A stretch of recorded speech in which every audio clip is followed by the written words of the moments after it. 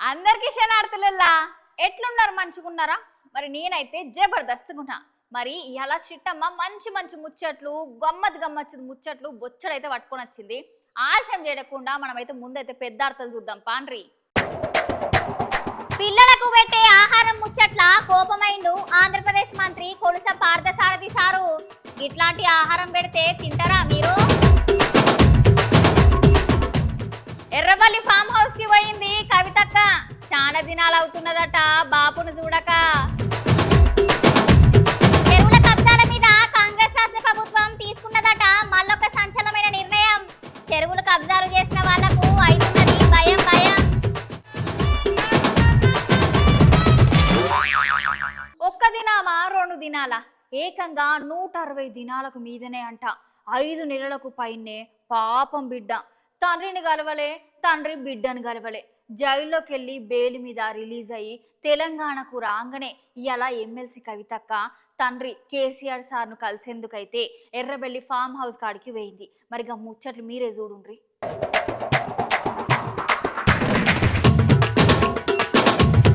పాప మా బిడ్డ ఎన్ని దినాల సంధి వాళ్ళ నాయనని కలవాలని తనలాడి ఉంటుంది చెప్పుండ్రి. ఇక విముక్తి కలిగిందని చెప్పాలి కవితక్కకి. ఎందుకంటే తెలంగాణ రాష్ట్రం నుంచి ఢిల్లీలో లిక్కర్ కేసు ముచ్చట మీద అరెస్ట్ అయింది కదా ఎమ్మెల్సీ కవితక్క. కవితక్క సుమారు 5 నెలలకు మీదనే జైల్లో ఉన్నది. ఆమెకు బెయిల్ కూడా రాకుండా చాలా మంది విశ్వ ప్రయత్నాలు చేసినా కూడా న్యాయమే గెలిచింది. కడిగిన ముత్యం లెక్క బయటకు వచ్చిన నేనని ఇట్లాంటి ముచ్చట్లయితే చెప్పింది కదా కవితక్క.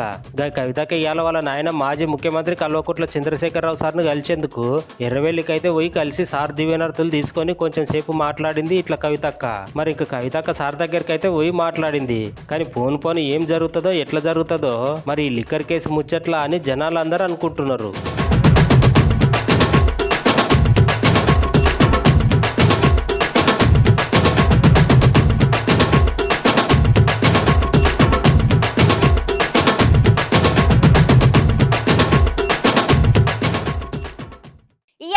జాతీయ క్రీడా దినోత్సవం పురస్కరించుకొని గచ్చిబౌలి స్టేడియం అయితే మస్తు ముస్తాబైందుల్లా.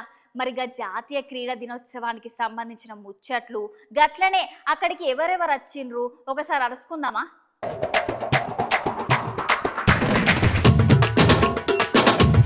ఇవాళ జాతీయ క్రీడా దినోత్సవం పురస్కరించుకొని గచ్చిబౌలిలో ఉన్న స్టేడియం అయితే మస్తు అంగరంగ వైభవంగా ముస్తాబైందనే చెప్పాలి. అయితే గచ్చిబౌలి జీఎంసీ బాలయోగి స్టేడియంలో హాకీ మంత్రికుడు స్వర్గీయ ధ్యాన్ చంద్ జయంతి ఉత్సవాలను జాతీయ క్రీడా దినోత్సవ వేడుకల్ని సురువు చేసిర్రట. ఐటీ శాఖ మంత్రి శ్రీధర్ బాబు సారు, పంచాయతీరాజ్ శాఖ మంత్రి సీతక్క, జితేందర్ రెడ్డి సారు, శివసేన రెడ్డి సారు ఇట్లాంటి మంచి మంచి కాంగ్రెస్ నాయకులు అందరు క్రీడా దినోత్సవం జరిగే సంబరాల దగ్గరికి పోయినరుల్లా.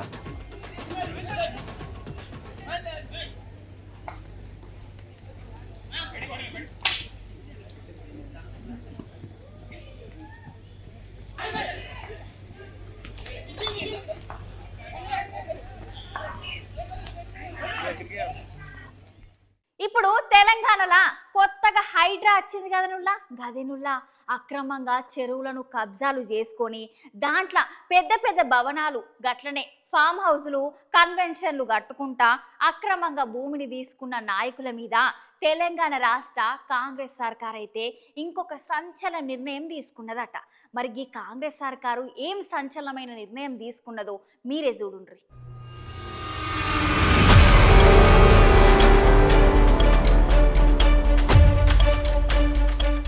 గత 3 దినాల సంది హైడ్రా పేరు మీద అక్రమంగా చెరువులను పూడ్చి కట్టుకుంటున్న గెస్ట్ హౌస్లను, ఫంక్షన్ హాలను, పెద్ద పెద్ద భవనాలను కొలుస్తున్నారు కదా నుల్లా. ముచ్చట మీద చెరువులను కబ్జాలు చేసే విషయంలో రాష్ట్ర ప్రభుత్వం అయితే ఇంకొక సంచలనమైన నిర్ణయం తీసుకున్నదంట. FDL బఫర్ జోన్ లో ఉన్న నిర్మాణాలకు నోటీసులు అయితే పంపించిర్రు. శేర్లింగంపల్లి మండలం పరిధిలో 5 చెరువుల FDL బఫర్ జోన్ల నిర్మాణాలకు కూడా నోటీసులు అయితే జారీ చేసిందంట. చెరువుల పరిధిలో 204 నిర్మాణ యాజమాన్లకు నోటీసులు కూడా పంపారంట. దుర్గం చెరువుకు FDL పరిధిలో నెక్కర్స్ colony, doctors colony, Kavuri hills, Amar society వాళ్లకు 77 నోటీసులు అయితే పంపించారంట కాంగ్రెస్ సర్కార్. ఇక వీళ్ళందరికీ వాల్టా చట్టంలో ఉన్న సెక్షన్ 23 కింద నోటీసులు అయితే అందరికి పంపించారు. పక్షంలో తామే కూల్చివేతలు చేపట్టాల్సి ఉంటుందని సర్కార్ వాళ్ళకైతే గట్టిగా వార్నింగ్ ఇచ్చిరనే చెప్పాలి నుల్లా.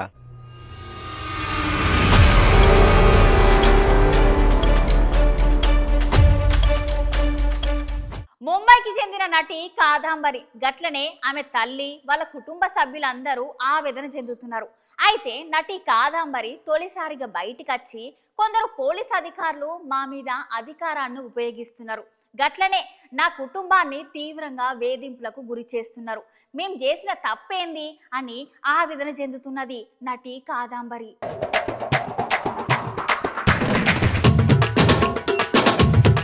అయితే నువ్వు ముంబైకి చెందిన నటి కదంబరి మీద వైసీపీకి చెందిన కుక్కల విద్యాసాగర్ కేసు పెట్టిండు కదా. ఆ కేసుకు సంబంధించిన ముచ్చట నేను మీకు ఇప్పుడు చెప్తానులా. ఈ అసలు ముచ్చట్లకు పోతే వాళ్ళ వేధింపుల నుంచి నేను ఇప్పటిదాకా కోలుకోలేదు. చక్కగా నాకు నిద్ర కూడా పడతలేదు. వాళ్ళు చేయబట్టి అయినా ఒక క్రిమినల్ బ్యాక్గ్రౌండ్ ఉన్న వ్యక్తి ఇచ్చిన తప్పుడు ఫిర్యాదు ఆధారంగా నన్ను నా కుటుంబాన్ని ఎట్లా వేధింపులకు గురి చేస్తారని కదంబరి తేజస్విని అంటున్నదుల్లా. ఈమెను 3 రోజుల సంధి VTPS గెస్ట్ హౌస్ లో నిర్బంధించి చిత్రహింసలు చేస్తున్నారంట.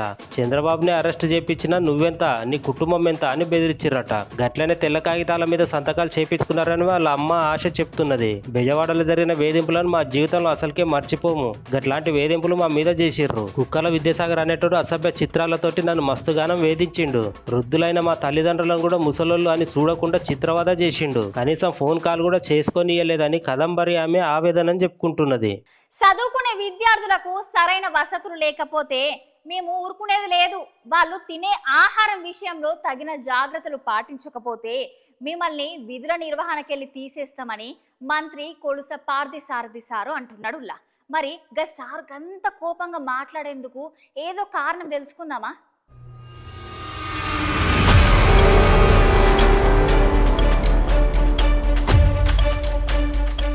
విద్యార్థినీలు తినే ఆహారం నాణ్యంగా లేకపోతే నేను అసలే ఊరుకోను. ఎందుకంటే ఈయాటి పిల్లలే రేపటి భావి భారత పౌరులు.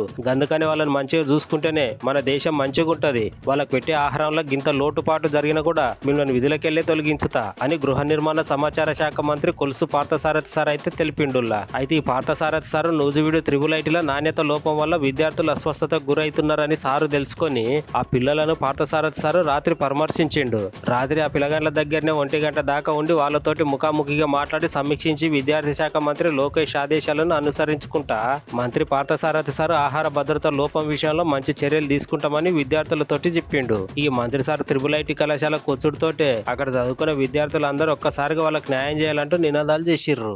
ఫీజు పే చేయలేదని 40,000 నా మీద డ్యూ వేశారు సార్. నేను పే చేసినప్పుడు కడుపు నిండా నాకు మంచి ఫుడ్ తినడానికి అడిగే అధికారం నాకు లేదా సార్? ప్రీవియస్గా 80 రూపాయలు ఇచ్చేవారు, ఇప్పుడు 80 రూపాయలు ఇస్తున్నారు సార్. ముందు ఒక మెనూలో చూసుకుంటే 9 to 10 ఐటమ్స్ పెట్టేవారు సార్. ఇప్పుడు 1 to 3 ఐటమ్స్ పెట్టడం గగనం కింద ఉంది సార్. ఇప్పుడు ఎవరు పెట్టినా నాకు తెలిసి డైరెక్టర్ గారు చెప్పేది ఏంటంటే అమౌంట్ కాలేజీ గవర్నమెంట్ ఉంది, మరి మీరు ఎందుకు పే చేస్తున్నారని నాకు అర్థం కాదు.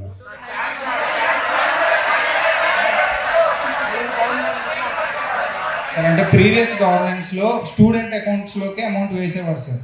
అకాడమిక్స్కి కానీ మెసెస్కి కానీ టోటల్గా అన్నిటికీ అవి మేము కాలేజీకి పే చేసేవాళ్ళం సార్.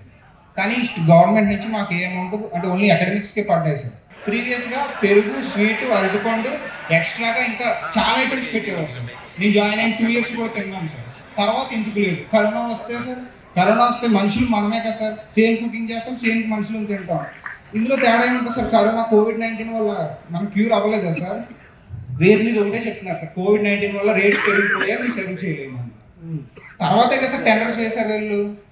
మేము ఎంత పెడతాము అని వాళ్ళు టెండర్స్ వేస్తేనే మనం సర్వ్ చేయించుకుంటాం. నిబంధన ప్రకారం ఎన్ని ఐటమ్స్ పెట్టాలి,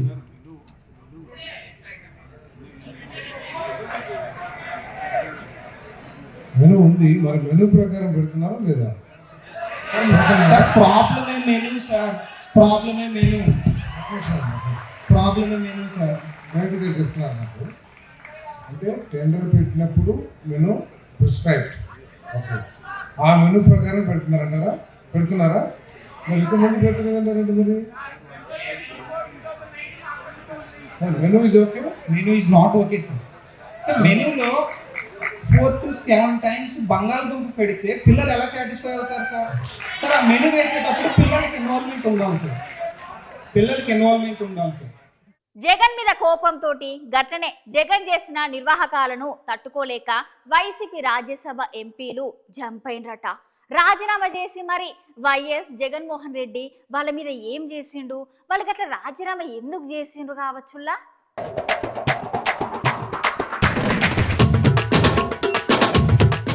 ఆంధ్రప్రదేశ్ రాష్ట్ర మాజీ ముఖ్యమంత్రి వైఎస్ జగన్మోహన్ రెడ్డి మాకు ఏం చేయలేదు. జగన్మోహన్ రెడ్డి కోసమే మేము చాలా కష్టపడ్డాం. ఎన్నో కేసులు మా పైన పెట్టిన వైసీపీ పార్టీని వీడకుండా నిరంతరం జగన్ కోసం పనిచేసినాం. గట్లాంటిది మమ్మల్ని పట్టించుకోకుండా ఒంటేది పోకుండా పోతున్నాడు జగన్మోహన్ రెడ్డి అని జగన్మోహన్ రెడ్డి మీద మోపిదేవి సంచలన ముచ్చట్లయితే మాట్లాడిండు. స్థానికంగా రాజకీయాలలో ఉండుకుంటేనే ఇక్కడనే పనిచేస్తామని చెప్పినా కూడా బలవంతంగా నాకు వెంకటరామన్కు రాజ్యసభ ఇచ్చారని అన్నారు. ఎన్నోసార్లు అవమానాలకు గురి చేసిండు వైఎస్ జగన్మోహన్ రెడ్డి అని చెప్పుకుంటూ వస్తున్నాడుల్లా. నా మీద లేనిపోని విమర్శలు అన్ని చేస్తున్నారు. ఈ విషయాలన్నీ గుర్తు చేసుకోవాలి. మాజీ ముఖ్యమంత్రి జగన్మోహన్ రెడ్డి అని ఇవాళ 2 వైసీపీ రాజ్యసభ సభ్యులు వాళ్ళ పదవులకైతే రాజీనామా చేసిండ్రుల్లా. గత సంవత్సరం కాలం నుంచి కూడా పార్టీలో జరుగుతున్నటువంటి పరిణామాలు ఏంటి, వాటన్నిటిని పర్యవసానమే నేను ఈ నిర్ణయం తీసుకునే దిశగా నన్ను అడుగు ముందుకు వేయించిందంటే అలాంటి సందేహం లేదు.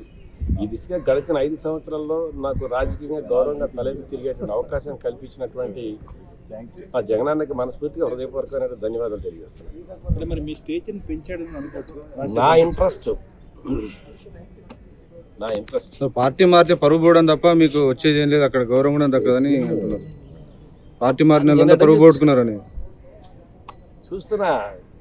కొంతమంది పెద్దలు నిన్న నుంచి మాట్లాడుతున్నారు పరువు ప్రతిష్టల గురించి, గౌరవ మర్యాదల గురించి. ఒకరు చెబితే వారి దగ్గర లేకపోతే పరువు ప్రతిష్టల గురించో గౌరవ మర్యాదల గురించో నేర్చుకోవాల్సినంతటి స్థాయి కానీ తెలుసుకోవాల్సినటువంటి పరిస్థితి కానీ నాకు లేదు. నేను గడిచిన 40 సంవత్సరాల్లో ఈ రోజు వరకు కూడాను గౌరవప్రదంగానే రాజకీయాలు చేశా, గౌరవప్రదంగానే ప్రజల్లో ఉన్నా, గౌరవప్రదంగానే నా ధర్మాన్ని నేను నిర్వహించా. ఇవాళ నేను తీసుకున్న నిర్ణయాన్ని దీనివల్ల గౌరవం పోద్ది, ప్రజల్లో పలచబడతారంటే అయితే ప్రజల్లో చూసుకుంటే నాకు గౌరవం పెరిగిద్దా పలచబడిద్ది అనేది ప్రజల్లో తెలుసుకుంటారు.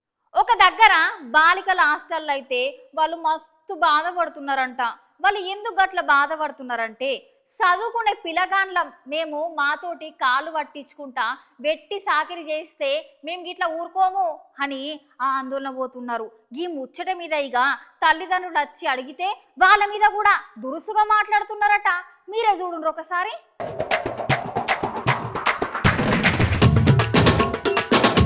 పాపముల్ల చదువు చెప్పే పంతులమ్మలే గిట్లా చేస్తే ఎట్లా చెప్పుండ్రి. అయినా గంటల చదువుకునే బాలికలకు వెట్టి చాకరి చేస్తే వాళ్ళు చదువుకునే పిల్లగాండ్లు కదా, ఎందుకు చేస్తారు చెప్పుర్రి. విద్యార్థులకు మంచి విద్యాబుద్ధులు చెప్పే ఉపాధ్యాయులు గిట్లా చేస్తారా అనుల్లా. అయితే ఈ ముచ్చట ఎక్కడ జరిగిందంటే అల్లూరు జిల్లా మారేడుమిల్లిలో జరిగింది. అయితే మారేడుమిల్లి మండలం పొద్దులూరు ఆశ్రమ బాలికల ప్రాథమిక ఉన్నత పాఠశాల ఉన్నది కదా, దాంట్లో చదువుకునే విద్యార్థులను ఏఎస్ఎం రామలక్ష్మి గట్లనే గంటల పనిచేసే వార్డెన్ మంగమ్మ మస్తుగానం వాళ్ళ మీద వేధింపులు చేసుకుంటా అనరాలు మాటలు అనుకుంటా జైలు కూడా చేసుకున్నారంట. ఇప్పుడు ఆలస్యంగా అందరికీ తెలిసింది.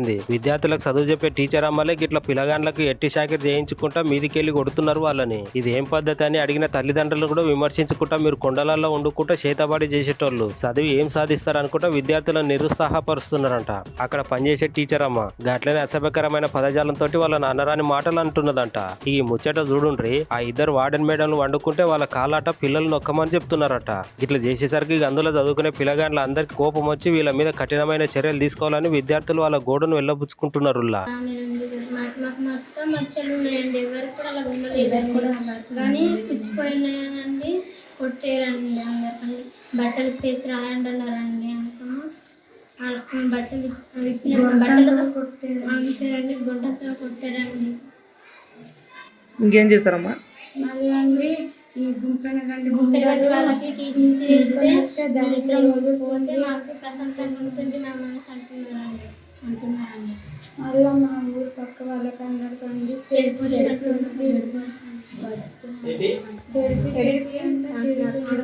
అలాగే ఎవరు తిట్టారు మీకు? నర్సింగ్ గారండి. వాళ్ళ బట్టలు మీ చేతి ఇస్తారా? మళ్ళీ పెడతారు.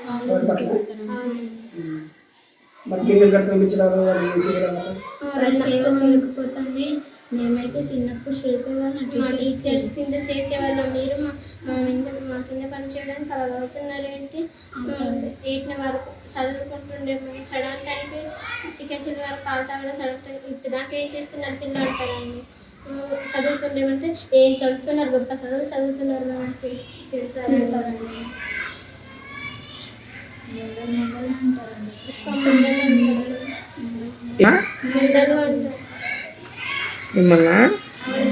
ఇంటికాడే ఉన్నానండి. ఇంటికాడ ఉంటే అక్కడ బోధనూరు స్కూల్ నుంచి వంట పుట్టికి పంపారండి.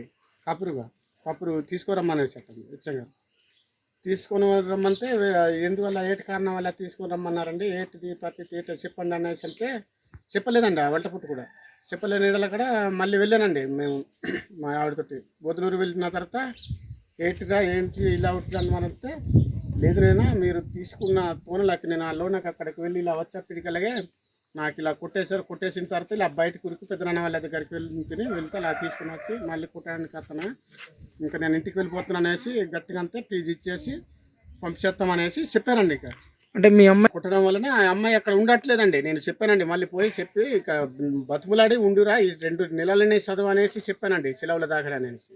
ఆయన కానీ ఇంత టార్చర్కి తట్టుకోలేనా, నేను చాలా గట్టిగా కుడుతున్నారు అనేసి ఇంకా నా వెంటనే వచ్చేసేదండి. ఇక గివ్వుల ముచ్చట్లు మళ్ళీ సిట్టమ్మ కొత్త ముచ్చట్లతోని మళ్ళా కలుస్తుంది. అంతవరకు ఉంటాం మళ్ళా.